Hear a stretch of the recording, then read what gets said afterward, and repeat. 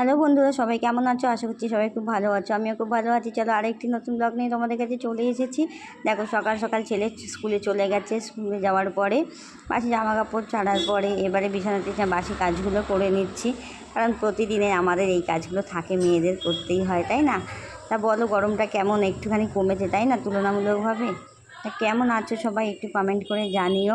আর আমার ভিডিওগুলো তোমরা যে পাচ্ছ, সেই ভিডিওগুলো কেমন লাগছে একটু কমেন্ট করে জানাতে তোমরা ভুলবে না, কেমন? এই তাড়াতাড়ি করে কাজগুলো সারছি, কারণ না হলে তো আবার আমার ছেলে চলে আসবে। তা দেখো, অন্যদিন তো তোমাদেরকে এমনি ভিডিও আমি করি, তা আজকে একটু চেষ্টা করলাম কি যে বাড়ির কাজকর্ম করছি টুকিটাকি সেইগুলোকে একসাথে করে তোমাদের যদি একটু ভিডিও দেওয়া যায়। তা দেখো, সব বিছানা গুছিয়ে নিয়ে চলে গেছিলাম একটু ছাদে গাছগুলোতে একটু জল দিতে চলে গিয়েছিলাম।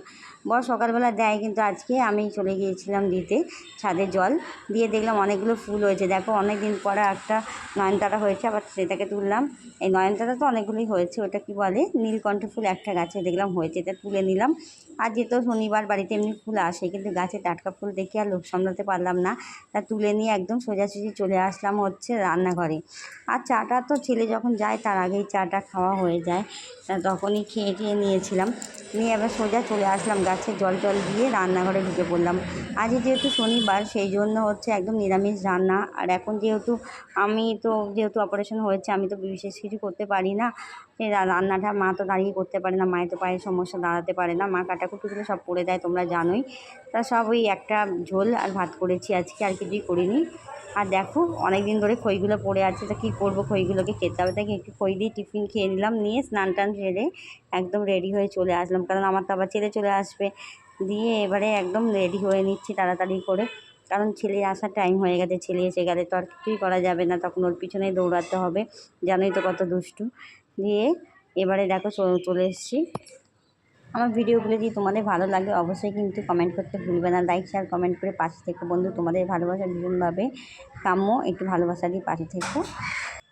চলো বন্ধুরা, দেখো এখন হচ্ছে এই ছেলের জন্য বানাচ্ছি আবার, যেমন বানাই স্কুল থেকে আসলেই ওর প্রচণ্ড গরম, তো এখন ভীষণ গরম পড়ে গেছে। তারপরে স্কুলের জামা সিনথেটিক, আবার গরম প্রচণ্ড লাগে, মানে আর পারে না।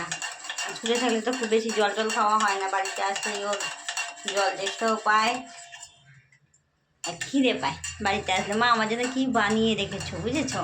তা সেই জন্য হচ্ছে ওর জন্য এই বাড়িতে দই পাতি, তোমরা তো জানোই, তাই ওই লস্যি একটু বানিয়ে রাখি ওর জন্য।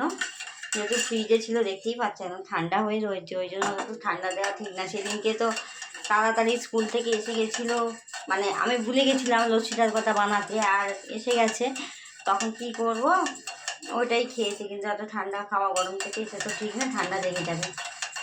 সেই জন্য এখন তাড়াতাড়ি করে একটু বানিয়ে রাখলাম।